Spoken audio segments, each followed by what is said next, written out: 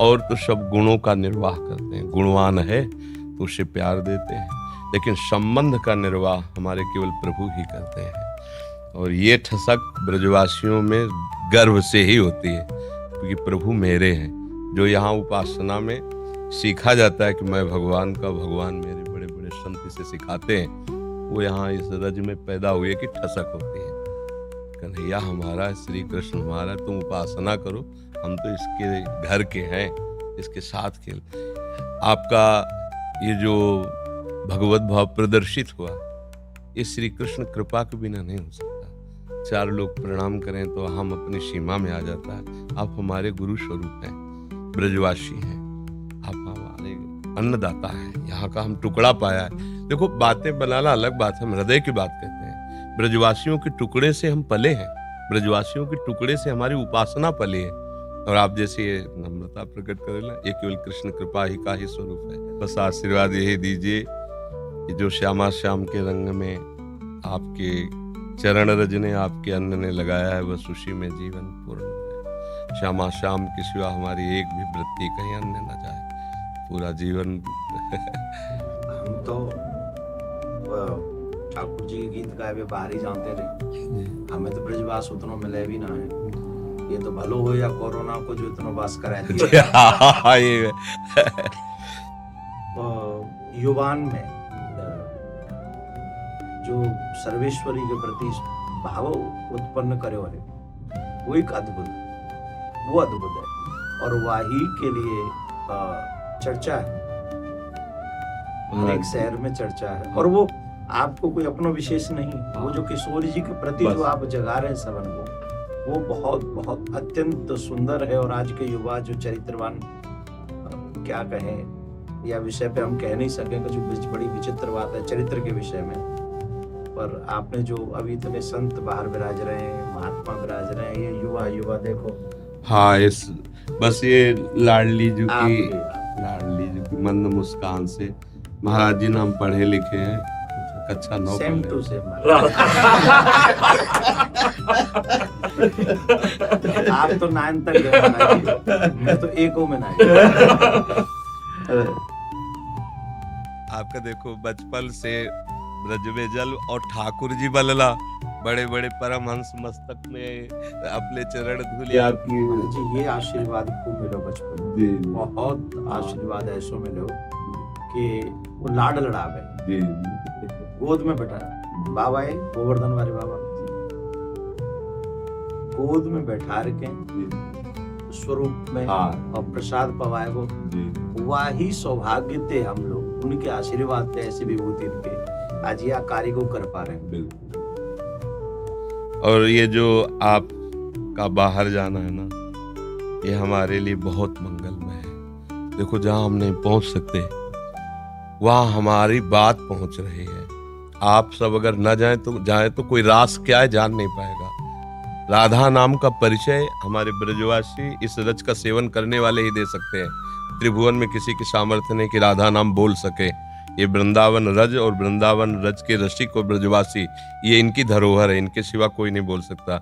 ये आगम निगम पुराण अगोचर, राधा नाम आगम निगम पुराण अगोचर, अलक्षम राधाख्यम निखिल निगमई रप्यति तराम रसाम्भोधे सारम किमपि सुकुमारम विजयते। अलक्ष्य वेदों से श्री लालजू महाराज के लिए नेति नेति वेद कहते हैं।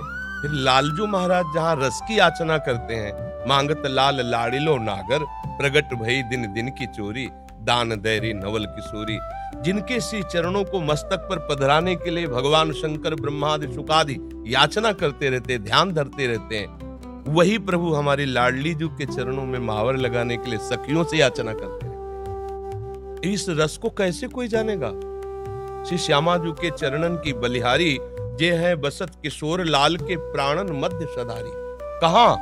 किशोर लाल के प्राणन मध्य सदारी श्री श्यामा जी। यानी कि हमें अपने संप्रदाय के कहे नंददास चापत चरण मोहन लाल, कुंवरी राधे पलंग कौड़ी सुंदरी नवबाल। ये वो चरण चाप रहे हैं। ध्येयम सदा परिभवग्नम अभीष्ट दोहम, तीर्थास्पदम शिववीरंच नूतम शरण्यम, भृत्यार्थी हम प्रणतपाल भवाब्दिपोतम। ये बंदे महापुरुष ते चरणारविंदम। ओ ऐसे चरणारविंद वाले गोरे चरणारविंद की। देखो कैसी अद्भुत महिमा है। नंद सुत मन मोदकारी विरह सागर तरन। ये बात, अनंत गोपियां जिनके श्री चरण का स्मरण करके शीतलता धारण करती हैं, वो है श्री कृष्ण। और श्री कृष्ण हृदयर्पितम मधुपते स्मरतापमुग्रम निर्वापयत परम शीतल माश्रयामि। जिनके हृदय की शीतलता लाडली के श्री चरणों को स्थापित करने से होती, वो हमारे गोरे चरण। नंद सुत मन मोदकारी विरह सागर तरन। दास परमानंद छीन छीन श्याम जिनकी, ये कहीं नहीं मिलेगा।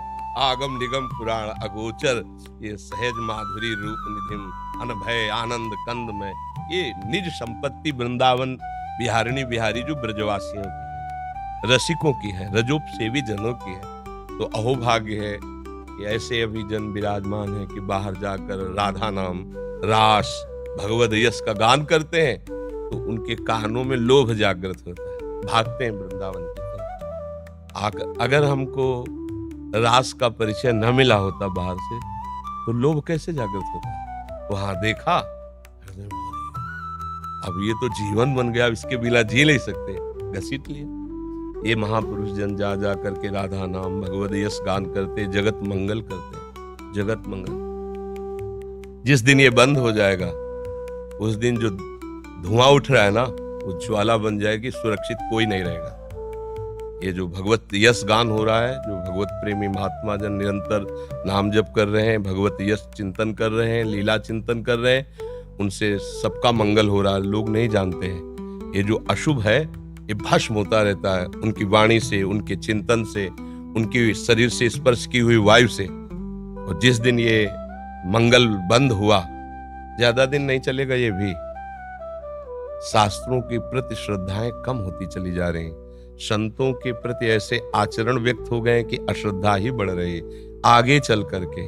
ये जैसे अब देखो, अपनी जो पूर्व रास पद्धति थी, धीरे धीरे ऐसे सीरियल चल रहे हैं, ऐसी लीलाएं, कौन उनको देखे? उनको तो भावुक जन पान करते हैं ना, ब्रजवासी बालक भगवत स्वरूप में, बस इतना ही उनके लिए काफी। जो प्रेमी जन बाहर देखो, धीरे धीरे शास्त्रों के प्रति अंगुली उठने लगी।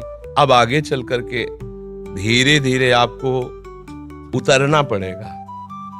शास्त्र सम्मत वार्ता कोई सुनने के लिए राजी नहीं होगा। ये तो अभी बहुत कृपा है, अभी बहुत कृपा है, सुन तो रहे ना, आगे सुनेंगे नहीं। ऐसी मलिन बुद्धि हो जाएगी, आदर नहीं होगा, शास्त्रों का आदर नहीं होगा, संतों का आदर नहीं होगा, भगवत प्रेमी, भगवत लीला गायन, कथा वाचन का, इसका आदर धीरे धीरे नष्ट। तब भा भ्रष्टाचारा सब संसारा, धर्म सुनाई नहीं, कान से सुनाई नहीं देगा। तभी अभी सबसे कह देते कि अवसर है, निकल चलो, निकल चलो। प्रियाजू ने अभी अनुकूल अनुग्रह वायु भेज दी, निकल चलो। नहीं, अगला जन्म होगा और हम भजन करेंगे, ऐसा संभव। अगला जन्म हो और हम भजन करके श्री जी को प्राप्त करें, असंभव। आज न सामग्री शुद्ध रह रही। अगर शुद्ध चीजें देखो, दूध है, घी है, जिनसे हम पवित्र बुद्धि और स्वस्थता धारण करके भजन करें, उनमें यह शुद्धता मिलाई जा रही। किससे हम, कहा? छोटे छोटे बच्चों के पास मोबाइल है, जो पूरा संसार घर बैठे देख सकते हैं। संयम के लिए निकले थे। भगवत प्राप्ति संयम पर टिकी हुई है, और संयम भ्रष्ट करने के लिए इतना बड़ा मोबाइल काफी है। अब वो एकांत कमरे में बैठा क्या देख रहा है, जिसने अपने मन का निग्रह नहीं कर लिया। मन का निग्रह करना हंसी खेल है, मनोनिग्रह बहुत बड़ी सिद्धि है।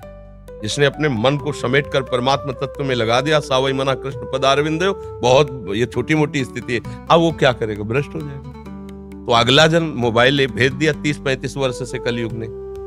अब अगला जो जन्म होगा, धीरे धीरे मतलब बहुत, तो ये कमर कसे रहना, हमारे धर्म के प्रति जीवन बलिदान की वृत्ति बनाए रखना, और अधिक से अधिक नाम महिमा, क्योंकि कलयुग में अन्य साधनों में रुचि होना, नाम महिमा, अधिक से अधिक नाम महिमा, भगवत लीला श्रवण का फल। एक महान दुराचारी प्रेत आत्मा, प्रेत बना हुआ, 7 दिन की भागवत में भगवत धाम साक्षात सदे जाता है, सामने विमान पे जाता है। ये कोई कहानी नहीं, ऐसी ही सामर्थ्य भागवत में है। भगवत लीला का गान करके कितनों का उद्धार किया जा सकता है।